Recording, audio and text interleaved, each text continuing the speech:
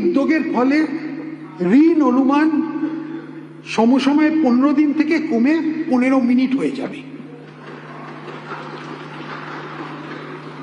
যে অঞ্চলে সারের ব্যবহার খুব বেশি সেখানে প্রাকৃতিক উপায়ে চাষের উৎসাহী ভিত্তিতে PM ন্যাশনাল মিশন ও ন্যাশনাল ফার্মিং চালু করা হচ্ছে।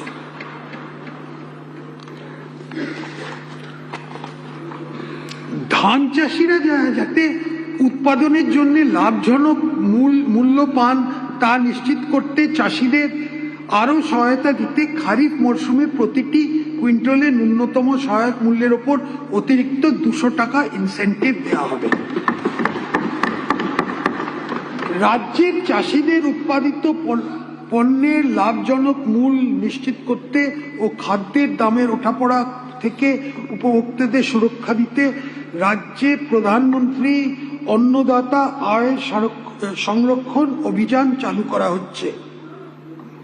রাজ্যে ইতিমধ্যে কেন্দ্রীয় অর্থ সাহায্যে mission for integrated development of horticulture চালু করা হচ্ছে, যাতে 25 মেট্রিক টন পর্যন্ত ক্ষমতা সম্পন্ন স্টোরেজ সুবিধে ভর্তুকি দেওয়া হয়। আরো বড় 100 মেট্রিক টন ক্ষমতা পর্যন্ত বহুমুখী কোল্ড স্টোরেজ ও প্যাকিং সেন্টার তৈরিতে উৎসাহ দিতে রাজ্যের তরফে 35% ভর্তুকি দেওয়ার জন্য 100 কোটি টাকা বরাদ্দ করা হচ্ছে। আলু চাষিদের হাতে সময়ের মধ্যে গুণসম্পন্ন আলু বীজ পৌঁছে দিতে রাজ্য ICAR এর সাহায্যে স্থানীয়ভাবে বীজ উৎপাদনের ওপর উৎসাহ দেবে। এই জন্য 100 কোটি টাকা বরাদ্দ করা হচ্ছে। উদ্যান হর্টিকালচারাল চাষিদের আরো আয় বাড়াতে উত্তরবঙ্গ পাহাড়ি এলাকা, হাওড়া, নদিয়া, উত্তরবঙ্গ এবং পূর্ব মেদিনীপুর বাণিজ্যকে ফুল চাষে ক্লাস্টার গড়ে তোলার একটা প্রস্তুতি আছে। আম হচ্ছে পশ্চিমবঙ্গের সবথেকে বড় হর্টিকালচারাল ফসল। আম চাষিদের আয় বাড়াতে ও ভ্যালু চেইন ব্যবস্থা শক্তিশালী করার উদ্দেশ্যে আধুনিক ফসল সংগ্রহ প্রযুক্তিগত সুবিধে গ্রহণে উৎসাহ দেওয়া হবে। পশ্চিমাঞ্চল এলাকা বাঁকুড়া, পুরুলিয়া, পশ্চিম মেদিনীপুর, ঝাড়গ্রাম, পশ্চিম বর্ধমান এবং নদিয়া এই 6টি জেলা নিয়ে গঠিত। আমি পশ্চিমাঞ্চলের জেলাগুলোর জন্য সেন্ট্রাল স্পন্সর্ড স্কিমে যে সাবসিডি ভর্তুকি পাওয়া যায় তার অতিরিক্ত 15% ভর্তুকি ঘোষণা করছি।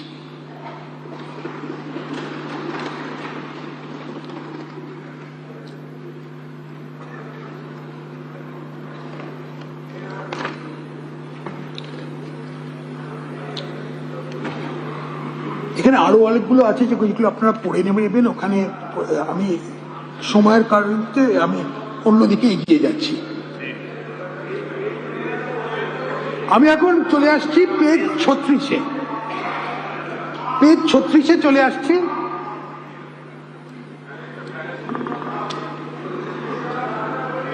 আমাদের নতুন সরকার ইতিমধ্যে বিনিয়োগ বান্ধব ব্যবস্থার পরিবেশ গঠনের জন্য বেশ কিছু ব্যবস্থা নিয়েছে। লজিস্টিক পার্কের উন্নয়ন এবং PM গতিশক্তি ন্যাশনাল মাস্টার প্ল্যানের অধীনে বর্তমান পোর্টের আপগ্রেডেশন, সাগরমেলা 2 কেমিক্যাল পার্কের জন্য স্কিম, ভারত ঔদ্যোগিক বিকাশ যোজনা এ দুর্গাপুরে ইন্ডাস্ট্রিয়াল নোড করে এবং নদিয়া জেলার ধুলিয়া ইন্ডাস্ট্রিয়াল ক্লাস্টার তৈরি করা হবে। অর্থনৈতিক বিকাশ, শিল্পে বিনিয়োগ ও কর্মসংস্থানকে উজ্জীবিত করতে ইন্ডাস্ট্রিয়াল করিডোর বরাবর ক্লাস্টার তৈরির মাধ্যমে শিল্পের উন্নয়ন জোর দিতে রাজ্য সরকার West Bengal investment promotion framework চালু করবে। একটা MSME এবং শিল্প প্রকল্পে বিনিয়োগের উৎসাহ দেবে।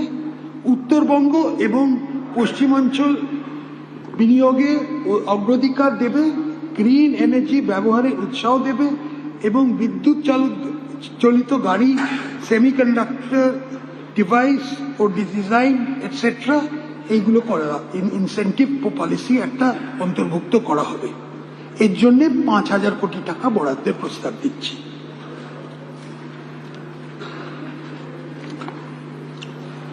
ভারত সরকারের rejuvenation of legacy industrial cluster স্কিমে রাজ্য সরকার প্রথাগত শিল্প ও কৃষি প্রক্রিয়াকরণ ক্লাস্টারগুলো পুনর্জীবন ইচ্ছুক। বিশেষত হাওড়া ও হুগলিতে পাট শিল্প এবং দার্জিলিং ও শিলিগুড়িতে চাষ ও কৃষি প্রতিক্রিয়াকরণ ক্লাস্টার। এর জন্য এই 2026-27 অর্থবর্ষে 1,000 টাকা দেওয়া হচ্ছে। 1,000 কোটি টাকা, সরি 1,000 কোটি টাকা দেওয়া হচ্ছে।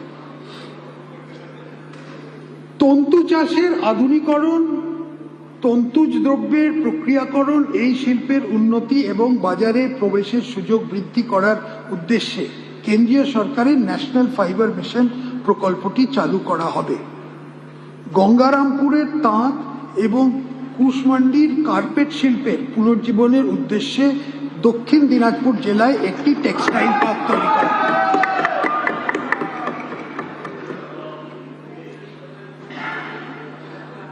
শিলিগুড়ির একটি অন্যান্য কৌশলগত অবস্থান আছে। এই ভৌগোলিক অবস্থানকে কাজে লাগিয়ে আমাদের সরকার ইন্টিগ্রেটেড লজিস্টিক পার্ক, মাল্টিমোডাল পরিবহন পরিকাঠামো, আধুনিক ওয়্যারহাউসিং সুবিধে, কোল্ড চেইন নেটওয়ার্ক, উন্নত সড়ক, রেল ও বিমান সংযোগের উন্নতির মাধ্যমে শিলিগুড়িকে একটি লজিস্টিক ও ব্যবসা কেন্দ্রে উন্নত করতে চায়। শিলিগুড়ি তথ্য প্রযুক্তি পরিকাঠামোর ক্রমবর্ধমান চাহিদা বিবেচনা করে অনুমানিক করে 26 কোটি টাকা ব্যয় করে ক্যাম্পাসের মধ্যে প্রায় 50,000 square foot built up space সহ শিলিগুড়ির আইটি পার্কের উন্নয়ন করা হবে। আমাদের সরকার দুর্গাপুরে একটি সেমিকন্ডাক্টর ইউনিট স্থাপনের প্রস্তাব রাখছে।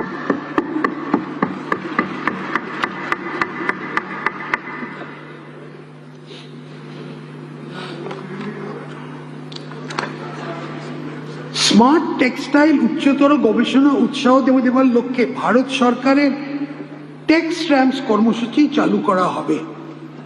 আমাদের সরকার 3 মাসের মধ্যে একটা স্টার্ট আপ পলিসি চালু করবে, যার মধ্যে 40 কোটি ইনকিউবেশন ফান্ড ও 60 কোটি টাকার ভেঞ্চার ক্যাপিটাল ফান্ডের ব্যবস্থা থাকবে। এখন আসছি আরেকটা, কতগুলো যেটা সর্বভারতীয় কিছু তার একটা ইমপ্লিকেশন আছে। A Chief Minister's Science and Technology Talent Attraction Fund will be set up for attracting world-class scientists and technologists to build the technology-driven ecosystem in the state. এটা ভারতীয় প্রবাসী বাঙালি অনেকে আছে, তাদের জন্যই একটা M. I propose an allocation of rupees 50 crore for this purpose in this financial year. This will also help re-establish the role of the state in frontier research and attract global talent. West Bengal is the only major state where urban land ceiling policy is being implemented. This has been a major investment bottleneck which hampers large-scale institutional investments. I hereby announce that Urban Land Ceiling and Regulation Act of 1976 will be re-examined to unlock the potential of developable land, attract investments and fuel economic growth.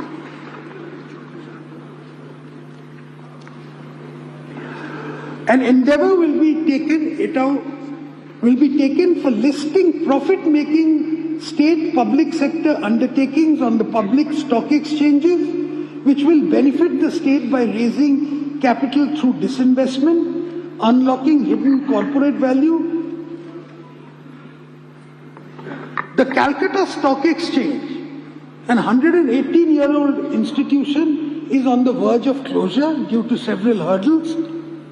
The government proposes to support the revival of the Calcutta Stock Exchange so as to reclaim Calcutta's place as a financial center.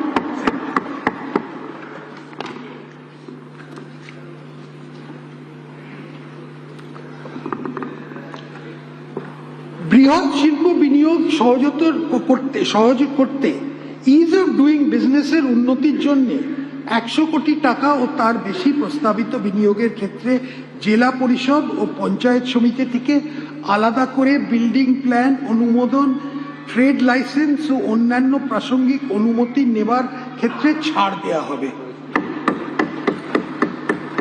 এটা 100 কোটি টাকার যারা তার বেশি যারা proposal দিচ্ছে। এই পরিবর্তে রাজ্য সরকার এই অনুমতিগুলো প্রয়োজনীয় আন্তঃবিভাগীয় সমন্বয়ের মাধ্যমে রাজ্য পর্যায়ের এক সিঙ্গেল উইন্ডো স্কিম করে এটা নির্দিষ্ট সময়সীমার মধ্যে নিষ্পত্তি করা ও মঞ্জুর করবে।